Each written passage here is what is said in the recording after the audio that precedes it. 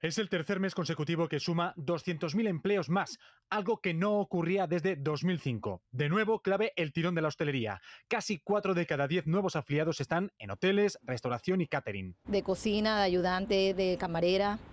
Y muy bien. La verdad que ahora yo creo que hay bastantes oportunidades. La temporada turística tira también de transporte, comercio y ocio, y ya hay más mujeres empleadas que nunca. Yo estoy trabajando desde que estoy en la isla, no me puedo quejar. A mí me va bien. Tema laboral, a mí afortunadamente, de lujo.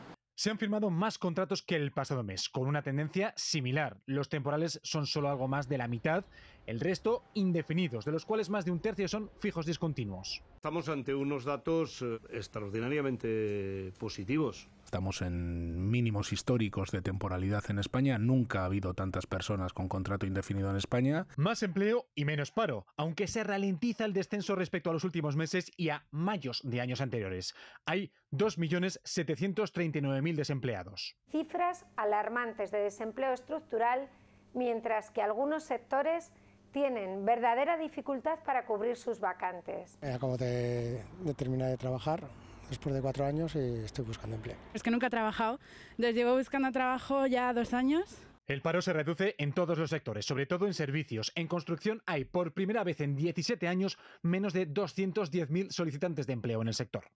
Y entre los menores de 25 años el paro cae al mínimo de la serie histórica.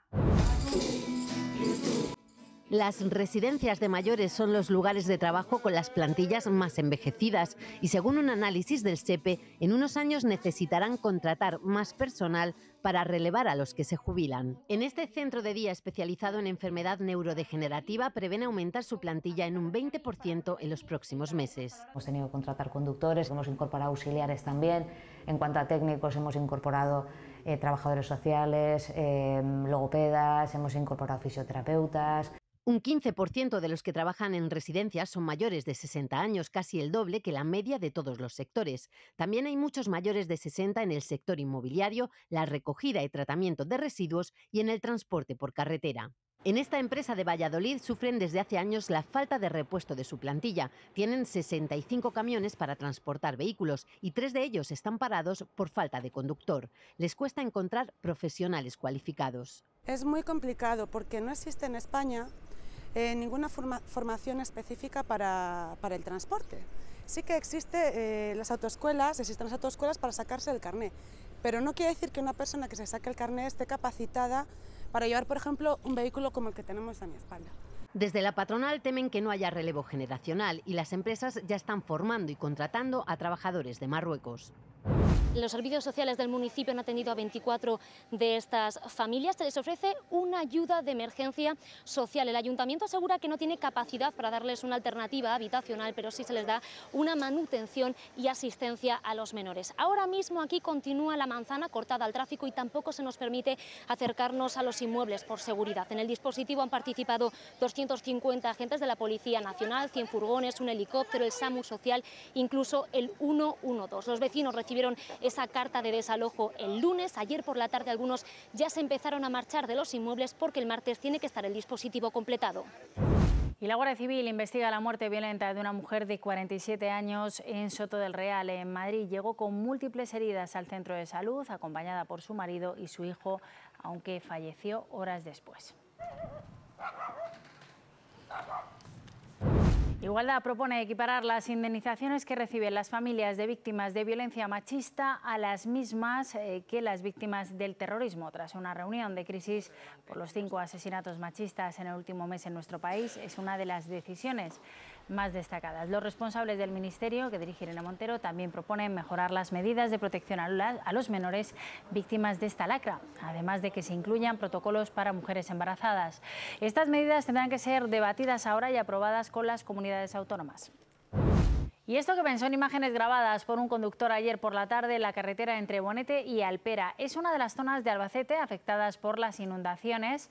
Las fuertes lluvias han originado trombos de agua y cascadas como las que se pudieron ver también en la entrada del embalse del Baico u Ortigosa. Las tormentas provocaron una salida de la Rambla que cortó la carretera entre Ontur y Fuente Álamo. Y novedades en la comisión parlamentaria sobre la ampliación de regadíos en el entorno de Doñana. Finalmente se iba a comparecer el presidente del Consejo de Participación del Parque, el biólogo Miguel Delibes. PP y Vox han rectificado su petición inicial, que no lo incluía, una situación que había provocado fuertes críticas de la oposición y también del mundo de la ciencia.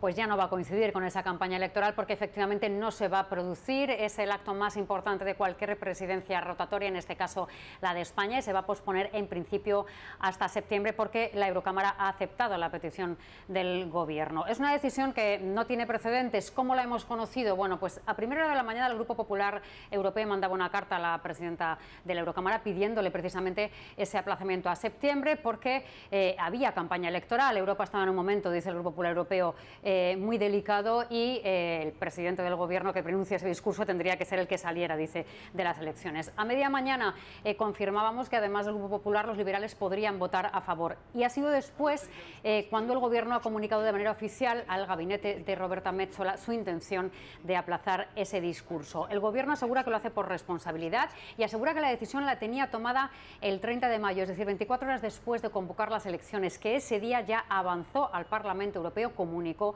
su decisión. En la Eurocámara, sin embargo, nos aseguran que la comunicación oficial ha llegado hoy, que ese 30 de mayo hubo nada más un contacto informal en el que España planteó esta posibilidad y planteó dudas sobre cómo podría hacerse. El Parlamento se la resolvió y le dijo que cuando decidiera que se lo comunicara a la presidenta. Pero fuentes del Parlamento nos insisten, eso no es una comunicación. ¿Qué es lo que quiere decir esta decisión? Bueno, ese discurso del presidente del Gobierno es en septiembre, pero en el primer pleno de la Eurocámara, en julio, tendría que haber un representante del Gobierno para que hable en nombre del Consejo, es decir, el presidente de turno de la Unión Europea.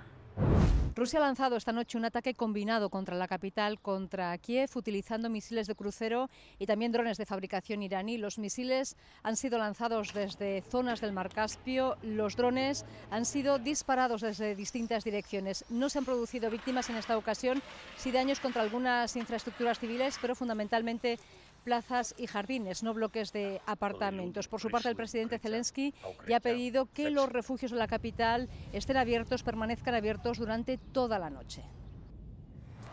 Y en Rusia, 2 mujeres han muerto y hay 2 heridos tras un bombardeo esta misma mañana en la región fronteriza de Belgorod.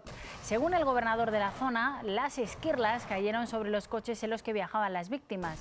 Moscú acusa directamente a Ucrania también de otro ataque a la región rusa de Briansk. Ya este jueves la región de Belgorod fue objeto de varios ataques que reivindicaron 2 grupos paramilitares rusos aliados con Ucrania.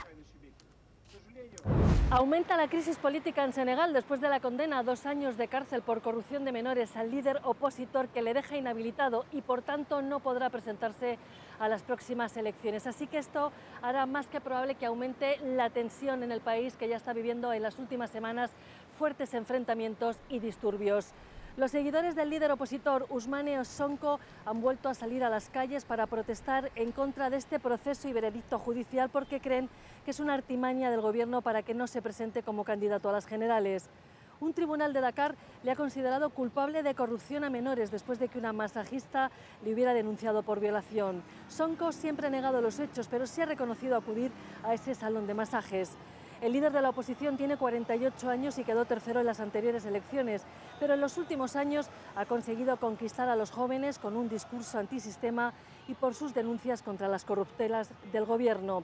Enfrente, el actual presidente Macky Sall, que ha prometido diálogo nacional y unas elecciones pacíficas y democráticas ante la grave crisis política que está viviendo el país. Pero por el momento no aclara si se presentará a un tercer mandato, algo contrario a la Constitución, que solo permite 2. Senegal es el país más estable del África Occidental y hasta ahora se había librado de golpes de Estado, a diferencia de países vecinos.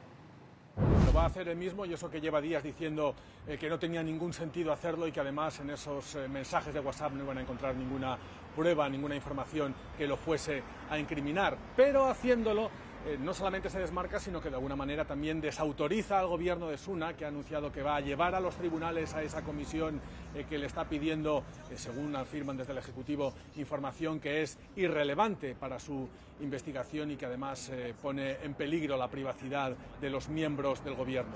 Lo más llamativo es que fue el propio Ejecutivo de este país el que ha impulsado esta comisión para investigar cómo se gestionó la pandemia y para aprender de sus conclusiones. Y entre tanto, Boris Johnson sigue a la espera del dictamen de otra comisión, la que investiga si mintió al Parlamento cuando aseguraba que no conocía esas fiestas en Downing Street y que estaban prohibidas durante el confinamiento.